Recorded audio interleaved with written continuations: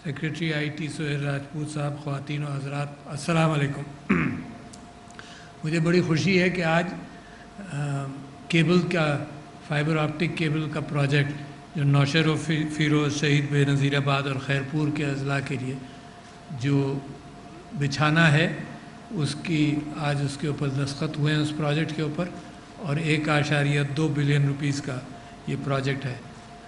ये USF fund जो जिसको बिल्कुल सही तरह से अमीरुल हक साहब ने इस्तेमाल करना शुरू किया, इसका इस्तेमाल नहीं होता था।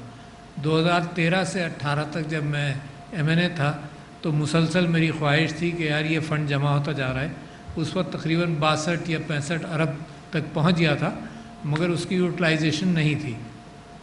जबकि मैं समझता हूं कि पाकिस्तान के अंदर जो इस वक्त तरक्की की राहें और शाहराहें खोल रही हैं वो डिजिटल शाहराहें हैं।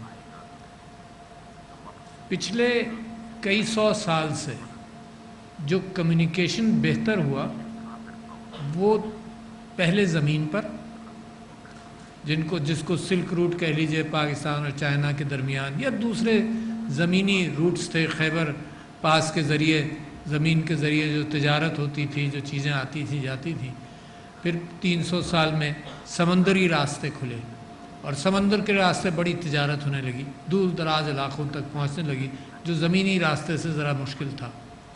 फिर हवाई रास्ते खुले, हवाई रास्तों के ज़रिए लोगों का मूवमेंट और लोगों का आना जाना।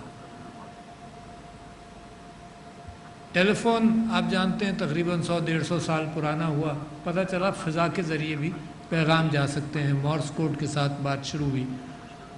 अब जो डिजिटल इकॉनमी जिस तरह से निकली वो बड़ी तेज़ी से निकली। वो रास्ते जो हैं वो टेलीकम्युनिकेशन के रास्ते हैं, वो हवा में भी हैं और फाइबर ऑप्टिक के ज़रिए ज़मीन पर भी हैं। और साथ साथ ये कैफियत पैदा हो गई कि जैसे ज़मीनी रास्तों के अंदर आपने 1 लेन हाईवे बनाया और 2 लेन और फिर 10 साल बाद उसको 4 लेन किया, यहाँ पर हाल ये है कि आपने 1 लेन का हाईवे बनाया और 2 साल में 100 लेन का कर दिया और 3 साल के अंदर आपने 1000 लेन का कर दिया। ये 1G, 2G, 3G, 4G और 5G में बिल्कुल इतना ही फ़र्क है। यानी जो काम 4G के अंदर 1 घंटे में होता था है, 5G से मैं वाकिफ़ नहीं हूँ क्योंकि मेरा टेलीफोन तो 4G पर है। जो काम 1 घंटे में होता था वो जितनी देर में मैंने ये अपनी गुफ्तगू मुकम्मल की, इतनी देर में वो हो जाता है 5G के अंदर। 1 घंटे के मुकाबले में चंद सेकंड्स की बात है। अच्छा, इसका मतलब दुनिया में इतना डेटा भी मौजूद है कि इतनी जल्दी जल्दी वो जाए। तो ये कम्युनिकेशन हाईवे जो हैं इनको बेहतर करना इसलिए ज़रूरी है कि ज़माना तैयार है, पाकिस्तान के लोग तैयार हैं, सड़कें बिछाने की देर है। अच्छा, सड़कें बिछाने का आपको एक मिसाल देता हूँ।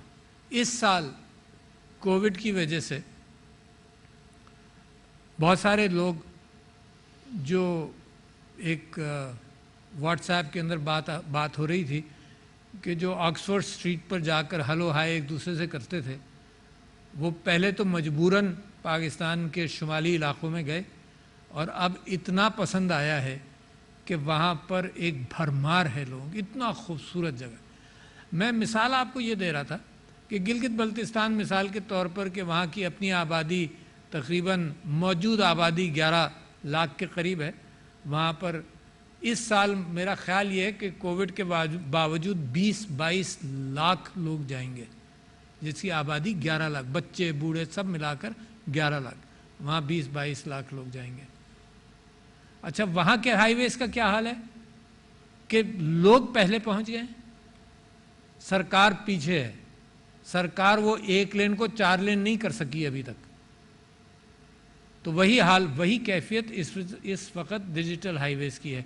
और अमीरुल हक साहब के पास जो बहुत बड़ी जिम्मेदारी है वो यही है कि मुस्तक़बिल का पाकिस्तान, इन हाईवेज़ पर तो इंसान मूव करते रहेंगे, मगर इंसान की सोच अब डिजिटल हाईवेज़ पर मूव करती है। यहाँ तो वो अपना दिमाग लेकर खुद ही इधर उधर जाता है ना, और यहाँ पर अपने दिमाग की जो कैफियत है और प्रोडक्शन है वो डिजिटल हाईवे में डालकर दुनिया भर में बेचता है। پہلے تعلیم کے لیے آدمی خود جاتا تھا، اپنا بدن لے کر اور اپنا دماغ لے کر.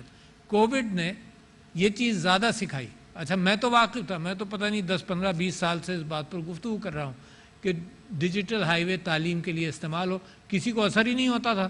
مگر کووڈ کے اندر یہ بات یقینی کیفیت اختیار کر گئی کہ یہ اندازہ ہوا کہ اس کے ذریعے بہت سارا علم ہے. اچھا اب اس کا صرف یہیں تک آپ اپنے ذہنوں کو محدود نہیں رکھیں کہ کالج جائے بغیر وہ تعلیم مل جاتی ہے. آپ اس کو پھیلائیں. آپ یہ سمجھیں کہ دنیا کے اندر کلاؤڈ کے اندر اس وقت سارا علم موجود ہے. اب ٹیکسٹ بک سے کہیں زیادہ علم موجود ہے. اخبار مثال کے طور پر آپ کم لوگ خریدتے ہیں، بہت کم ہوتے جا رہے ہیں. ہم اور آپ جیسے ہیں جو نہیں، ہماری جو نسل ہے وہ اخبار بھی نہیں خریدتی. اس کو انفارمیشن ڈیجیٹل ہائی وے سے بڑی تیزی سے ملتا ہے، مجھ سے زیادہ تیز ملتا ہے، مجھ سے زیادہ ملتا ہے کوانٹٹی کے اعتبار سے، سلیکشن کے اعتبار سے. تو جو خبر آج بنتی تھی، آج جو خبر ہے وہ کل اخبار میں آئے گی 24 گھنٹے بعد. ٹیلی ویژن نے یہ اہتمام کیا، جو خبر ہے کوئی 1 ڈیڑھ گھنٹے بعد آ جائے گی. سوشل میڈیا نے یہ اہتمام کیا، جو خبر ہے وہ چند سیکنڈ کے اندر باہر آ جاتی ہے. تو ان سب چیزوں کے لیے یہ جو انفراسٹرکچر جو امین الحق صاحب کی ذمہ داری ہے، وہ سب سے اہم منسٹری ہے اس وقت دنیا میں. سب سے اہم پروگریس دنیا میں سب سے زیادہ آئی ٹی کے اندر. جو ٹاپ 10 کمپنیز ہوا کرتی تھیں فارچون 500 کے اندر بھی، اس میں سے تیل کی کمپنیاں اب ختم ہو گئیں، گیس کی کمپنیاں ختم ہو گئیں. کون سی چیزیں آئیں؟ علی بابا آیا، امیزون آیا، مائکروسافٹ کا گوگل آیا، الفابیٹ آیا. یہ چیزیں اب آ گئیں اینڈ دے پروڈیوس، اور تیزی سے بڑھتی ہیں. یہ آپ تصور کرتے ہیں کہ انڈسٹری جو ہے وہ ایک سال میں، جیسے امین الحق صاحب بھائی نے بتایا کہ ایک سال میں جناب 15% اور 10% اور 22% اور سارا investment mortar and brick sector کے اندر یہ ہوتا ہے کہ 25% جس میں منافع ہو جائے ایک سال میں، وہ بہت اہم، بہت بڑا انویسٹمنٹ کہلاتا ہے. آئی ٹی سیکٹر کے اندر ایک سال کے اندر 1000% جناب 2000%، 10,000% تک کے چینج آتی ہے. پاکستان کہاں ہے اس کے اندر؟ یہ چیز ہے بڑی اہم. پاکستان وہ جو 4th انڈسٹریل ریولوشن شروع ہوا ہے، جس کی ٹرینیں چلنی شروع ہو گئی ہیں، اس میں پاکستان کا ہے. تو پاکستان، میں سمجھتا ہوں کہ سب سے تیز ترقی اگر پاکستان کر سکتا ہے تو اس ٹرین پر چڑھ جائے جو اتنی تیزی سے چل رہی ہے دنیا کے اندر. اور لوگ آپ کی طرف رشک کی نظر سے دیکھتے ہیں. مگر اس کے لیے ضروری کیا ہے؟ دیکھیے، پاکستان کو میں بار بار کچھ جگہوں پر کہتا رہا ہوں کہ پاکستان کو ایج حاصل ہے اس بات پر نہیں کہ ہم ہوائی جہاز بنا رہے ہیں، کیونکہ اس سے زیادہ بڑے بڑے ہوائی جہاز دنیا میں بڑے ایکسپینسو کیفیت ہے، مقابلہ کرنا بڑا مشکل ہے. کہ ہم ایئر کرافٹ کیریئر بنا رہے ہیں، اس سے بڑے بڑے موجود ہیں. پاکستان کی سب سے بڑی ترقی یا برک اینڈ مارٹر ایکسپورٹس کے اندر، یعنی ہم سوچ سکتے ہیں کہ 15-20% پر ہر سال ہم بڑھتے چلے جائیں تو ہم کہیں نہ کہیں پہنچ جائیں گے، کچھ کیچ اپ کر لیں گے. پاکستان کی کامیابی اس وقت انٹلیکچول سیکٹر میں ہے. بہت اہم بات آپ سے کر رہا ہوں. پاکستان کی کامیابی، پاکستان کی ترقی، اور جہاں آپ نے انٹلیکچول سیکٹر کے اندر اپنا حصہ ڈالا ہے، وہاں آپ کو اللہ تعالیٰ نے کامیاب کر کر یہ دکھایا کہ نہیں، یہ لوگ ہیں جو کر سکتے ہیں. اور آپ کو مثال دیتا ہوں. ایک تو مثال ہے ڈیفنس سائٹ کی. جب پاکستان نے طے کیا کہ انڈیا کے نیوکلیر ڈیوائس کے بعد ہم بھی اپنا ڈیٹرنٹ بنائیں گے، تو آپ کو 7 سال لگے، فرام 1974 ٹو 1981. 7 سال لگے you manufacture your own deterrent. بہت اہم بات.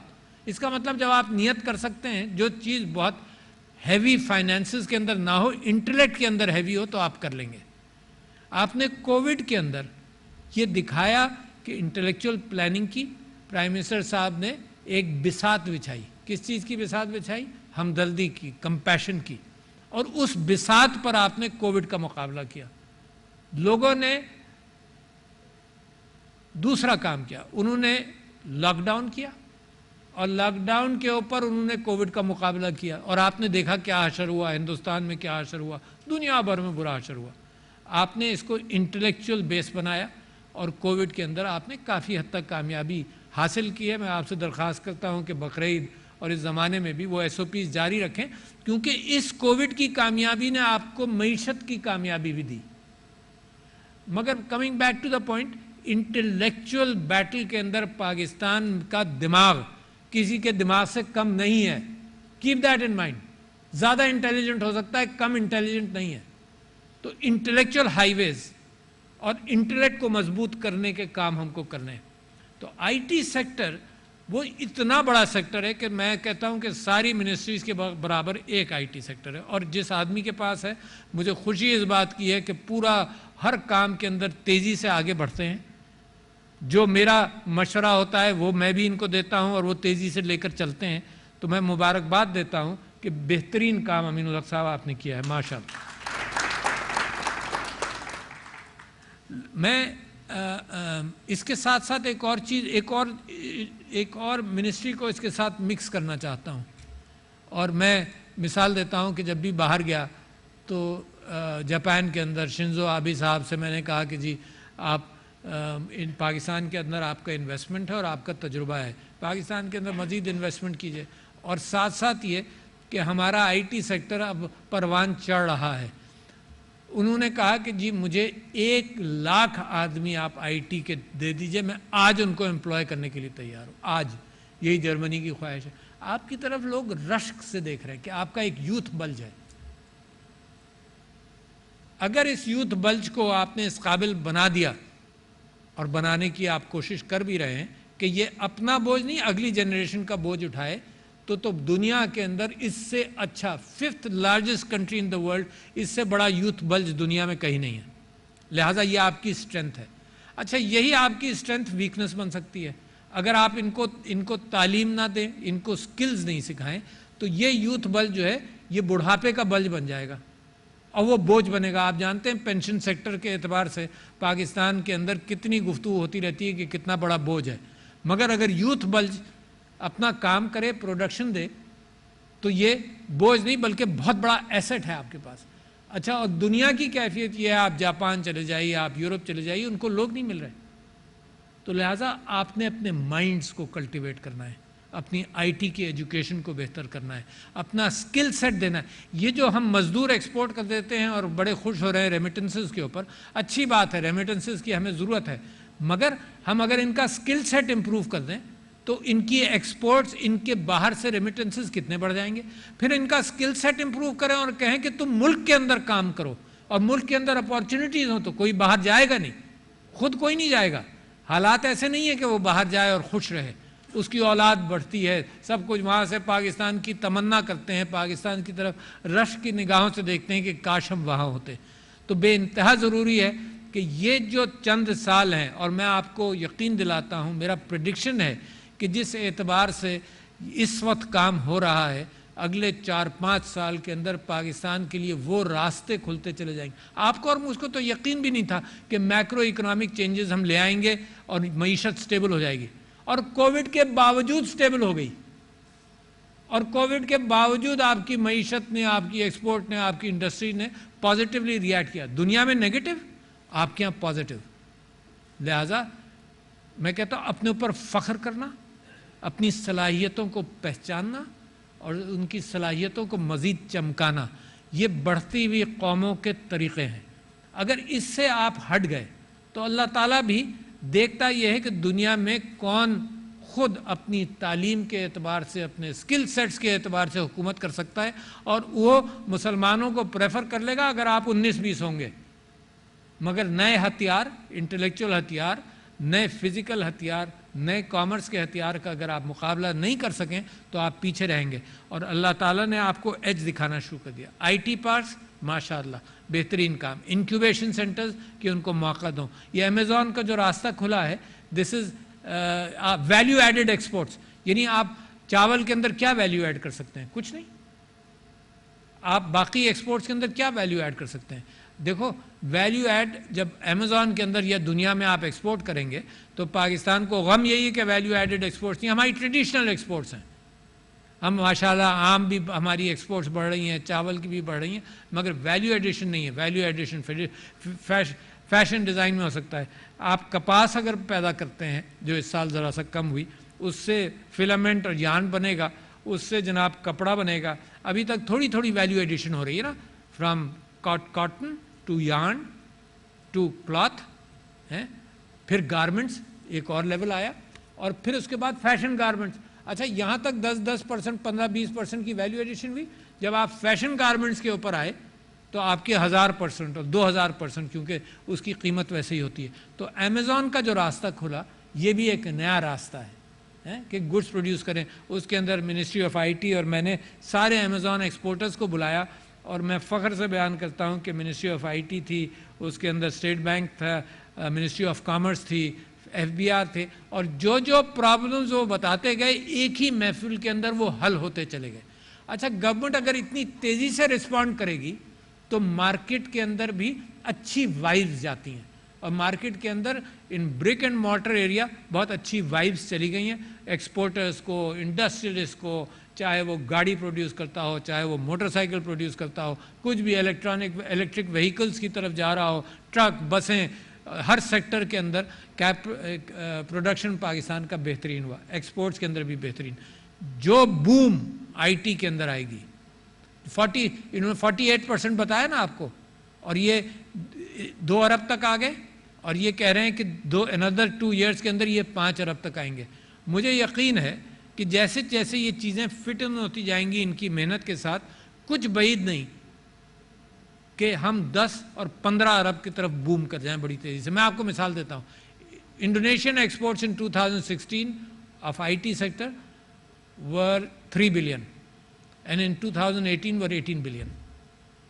پاسبل ہے، دنیا میں ہو رہا ہے، میرے یہاں کیوں نہیں ہوگا؟ اتنے ہی عقل مند لوگ ہر جگہ موجود ہیں.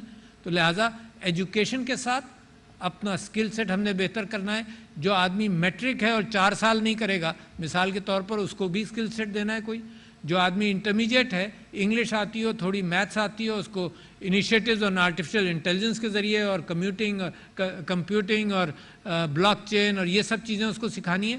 تو اتنی تیزی سے آپ کا سارا سیکٹر جو ہے، ضروری نہیں ہے کہ آپ بیچلرز پروڈیوس کریں، پی ایچ ڈیز پروڈیوس کریں، ہر لیول پر آپ آئی ٹی کی تعلیم دیں گے تو آئی ٹی سیکٹر بوم کرے گا.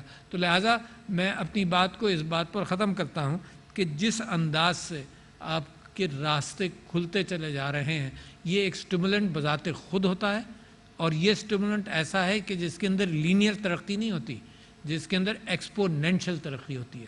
اور ایکسپونینشل اور لینئر کا فرق یہ ہے کہ 30 قدم چلے تو 30 میٹر ہوا لینئر کے اندر، اور 30 قدم آپ ایکسپونینشل ٹائپ کی اگر کلائمبنگ کریں تو 30 قدم ایکسپونینشل چینج کے حوالے سے is going like going 30 times around the world. That is the difference mathematically. تو اس وقت پاکستان کا پوٹینشل ہے exponential change, and with the I T sector in full gear. یہ پیشن کے ساتھ کام کرتے ہیں، اور یہ پیشن کے ساتھ کرنا اس کام کی ضرورت ہے. چائنا کے اندر جو سب سے بڑی تبدیلی آئی، میں نام بھول رہا ہوں، اس کے اندر ایک بندے کا نام کتابوں کے اندر ذکر آیا کہ وہ گورنمنٹ سیکٹر میں تھا، مگر وہ پرائیویٹ سیکٹر کی طرح جس طرح سے رسپونڈ کرتا تھا. تو سب سے بڑی تبدیلی وہیں آتی ہے جہاں پر لوگ پیشنیٹلی کام کرتے ہیں. تو میں آپ کو مبارکباد دیتا ہوں اتنا بڑا کام کرنے کی، اور یہ تو کچھ بھی نہیں ہے جتنا آپ نے بساط بچھائی ہوئی ہے، اور جس اعتبار سے آپ اس کو کمپاؤنڈ کرتے جائیں گے ہر ایک کے ساتھ. This is directly link to our G D P. اگر ڈیجیٹل اکانومی، ڈیجیٹل ایکسیس آپ دے دیں تو اسٹیٹسٹکس دنیا میں ہے کہ صرف ڈیجیٹل اوپننگ آپ کر دیں، ڈیجیٹل پیمنٹس کرنے دیں، عورتوں کو راستہ ملے، گھر بیٹھے بیٹھے they can communicate and do things, تو صرف ڈیجیٹل اکانومی کھلنے سے 3% آف دا جی ڈی پی پر صرف اسی چیز کا اثر پڑ جاتا ہے. تو بہت شکریہ خواتین و حضرات. منسٹر صاحب آپ کا بہت شکریہ جناب.